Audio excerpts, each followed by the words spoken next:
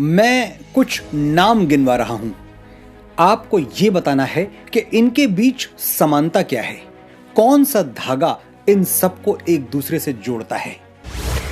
शहीद भगत सिंह, वीर सावरकर, मदन लाल ढींगरा, राम प्रसाद बिस्मिल, अशफाक उल्लाह खान और लाला लाजपत राय। समानता ये है कि ये सब भारत भक्त थे और ये सब जिस मशाल की रोशनी में स्वतंत्रता के पथ पर आगे बढ़े, उस मशाल का नाम था महर्षि दयानंद सरस्वती। नमस्कार, मैं हूं मनोज मुंतशिर और आज मैं आपको उस ज्योतिपुंज, उस युग पुरुष के बारे में बताऊंगा जिसे बाएं हाथ से लिखे हुए इतिहास में वो स्थान, वो मान नहीं मिला जो मिलना चाहिए था।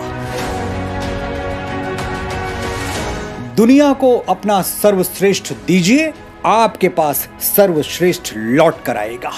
आर्यावर्त उठ, जाग, आगे बढ़, समय आ गया है नए युग में प्रवेश कर।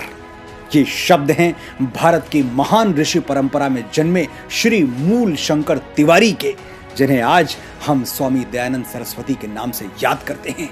स्वामी जी गुलाम भारत में जन्मे थे, जब कंपनी सरकार अपने खजाने भरने के लिए भारत की अस्मिता और गौरव को दिन रात लूट रही थी। अंग्रेज जानते थे कि भारत में आस्था, ज्ञान और स्वाभिमान की जड़ें कितनी गहरी हैं। उन्हें आभास था कि बिना संस्कृति की जड़ काटे भारत को ज्यादा दिनों तक गुलाम बनाए रखना संभव नहीं होगा। लॉर्ड मैकाले का वो कथन तो आपको याद ही होगा, भारतीयों में हीन भावना भर दो, उन्हें विश्वास दिला दो कि उनकी संस्कृति पिछड़ी हुई है, परंपराएं और मान्यताएं खोखली हैं। यहां तक कि भारतीयों का पहनावा, उनका खान पान, बोली भाषा सब क्षुद्र है। उन्हें आगे बढ़ना है तो अंग्रेजों के पद चिन्हों पर चलना चाहिए, गोरी सरकार को अपना माई बाप समझना चाहिए। भारत में एक ऐसी नस्ल पैदा करो जो देखने में भारतीय हो लेकिन अंदर अंग्रेजियत कूट कूट कर भरी हो। अंग्रेजियत का यही अंधा मोह इन्हें सदियों सदियों तक हमारा गुलाम बनाए रखेगा और भारत में ब्रिटिश राज का सूर्य कभी अस्त नहीं होगा। स्वामी दयानंद सरस्वती गोरी चमड़ी का ये काला धंधा समझ चुके थे। उन्होंने उद्घोष किया, वेदों की ओर लौटो, और यहीं से ब्रिटिश कॉन्स्पिरेसी की धज्जियां उड़नी शुरू हो गई।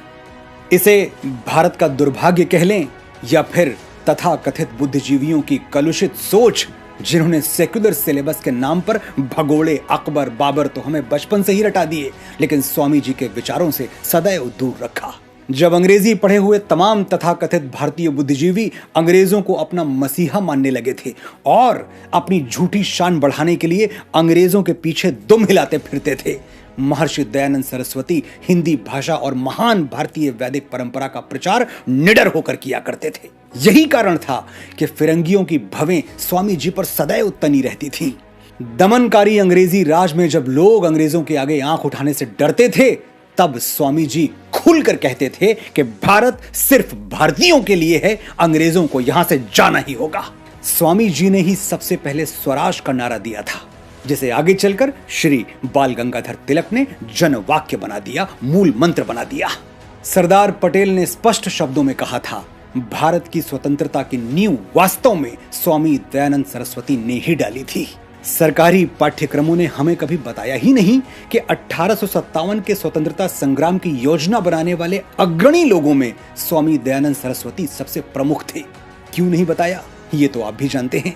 ऐसे व्यक्ति को देश का हीरो कैसे बना दें जो वेदों का ज्ञाता हो और सनातन धर्म में अटूट विश्वास रखता हो। अगर स्वामी जी सेकुलर होते तो हमारे सिलेबस में उन्हें जगह जरूर मिल जाती। खैर, तब नहीं तो अब सही, मैं और आप स्वामी जी, सावरकर, बाल गंगाधर तिलक जैसे महापुरुषों को अपने मन में स्थान दें, अपने बच्चों को उनकी कहानियां सुनाकर बड़ा करें, तो वो दिन दूर नहीं जब पाठ्यक्रम बदल दिए जाएंगे। स्वामी जी का एक किस्सा सुनाता हूं। 1857 के आंदोलन से कुछ साल पहले एक दिन बिहार के महान स्वतंत्रता सेनानी बाबू कुंवर सिंह ने स्वामी जी से शंका व्यक्त की, स्वामी जी, क्या हम इस आंदोलन में सफल हो पाएंगे? स्वामी जी मुस्कुराए और बड़ी विनम्रता से कहा, कुंवर, भारत 100 वर्षों में गुलाम हुआ है, इसे स्वतंत्र होने में भी लगभग इतना ही समय लगेगा। कुंवर सिंह ने पूछा, स्वामी जी, फिर हमारा ये आंदोलन, इसका क्या होगा? हम इतने प्राणों की आहुति क्या व्यर्थ में दे रहे हैं? स्वामी जी ने कहा, कुंवर, स्वतंत्रता सस्ती नहीं मिलती। अनेक वर्षों तक असंख्य प्राणों की आहुति देनी होगी। संघर्ष की एक लंबी प्रक्रिया से गुजरना होगा। हम तो बस वो शुरुआत कर रहे हैं जो आज तक किसी ने नहीं की। कोई तो सूद चुकाए, कोई तो जिम्मा ले उस इनकलाब का जो आज तक उधार सा है। स्वामी जी जानते थे कि 1857 में विजय नहीं मिलेगी, लेकिन बिगुल तो बजेगा। भारतवर्ष के प्राणों में कंपन तो होगा, धरती डोलेगी तो, और साहिब बहादुरों की छाती में धसी हुई हिंदुस्तानी गोलियां महारानी विक्टोरिया को डराएंगी तो। ये भी क्या कम है? स्वामी जी ने जो 100 वर्षों की भविष्यवाणी की थी वो सच हुई। 1947 आते आते क्रांतिकारियों ने अंग्रेजों के पैरों तले से भारत की जमीन खींच ली और लाद दिया उनका सामान ब्रिटेन जाने वाले पानी के जहाज में। एक बार स्वामी जी की मुलाकात तत्कालीन गवर्नर जनरल लॉर्ड नॉर्थब्रुक से हुई। पावर के दंभ में चूर गवर्नर ने स्वामी जी से कहा, ये अपने व्याख्यान की शुरुआत में आप जो ईश्वर की स्तुति करते हैं, क्या उसमें यह प्रार्थना भी शामिल है कि अंग्रेज सरकार का कल्याण हो? गवर्नर के तेवर साफ बता रहे थे कि वो जवाब में क्या सुनना चाहता है, और अगर उसके मन का उत्तर नहीं मिला तो परिणाम कितने भयावह हो सकते हैं। लेकिन स्वामी जी ठहरे भारत की ऋषि परंपरा के अनुयायी, असत्य कैसे बोलें? स्वामी जी ने उत्तर दिया, अंग्रेज सरकार के लिए प्रार्थना तो करता हूं गवर्नर साहब कि जितनी जल्दी हो सके भारत में अंग्रेजी राज का सर्वनाश हो जाए और हमें पूर्ण स्वाधीनता प्राप्त हो। गवर्नर साहब के कान सुन्न हो गए। उन्हें विश्वास ही नहीं हुआ कि भारत का एक ऋषि उनके हजारों मिलिट्री जनरल से ज्यादा निर्भीक हो सकता है, निडर हो सकता है। ये कहानियां आज मैंने आपको क्यों सुनाई? क्योंकि जमैका के महान दार्शनिक मार्क्स गर्वी ने कहा है, people without the knowledge of their past history, origin and culture are like a tree without roots.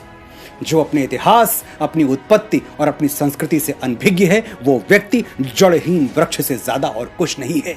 हम भारतवासी तो सदैव से ही ज्ञान गंगा में मछली की तरह तैरते और जीते आ रहे हैं, लेकिन पिछले कुछ दशकों में हम पर अज्ञान थोप दिया गया। हमें जल बिन मछली वाली दयनीय स्थिति में पहुंचा दिया गया। जो हुआ वो गलत था, लेकिन इससे भी ज्यादा गलत होगा कि हम अपने अज्ञान को नियति मानकर स्वीकार कर लें। स्वामी जी कहते थे, अज्ञानी होना गलत नहीं है, अज्ञानी बने रहना गलत है। इसलिए जागो भारतीयों, रहो चाहे जहां, लेकिन अपनी संस्कृति, अपने साहित्य और अपनी महान विभूतियों पर सदैव गर्व करते रहो। आज परम आदरणीय स्वामी दयानंद सरस्वती जी की जयंती है। सोशल मीडिया पर पोस्ट करें, यारों दोस्तों से इसकी चर्चा करें, घर परिवार में बच्चों को बताएं कि आज का दिन कितना शुभ है और क्यों शुभ है। हम अपने महानायकों को जीवित रखेंगे, तभी हमारा भारत जीवित और जागृत रहेगा। आपने इतने धैर्य से मुझे सुना, आभार।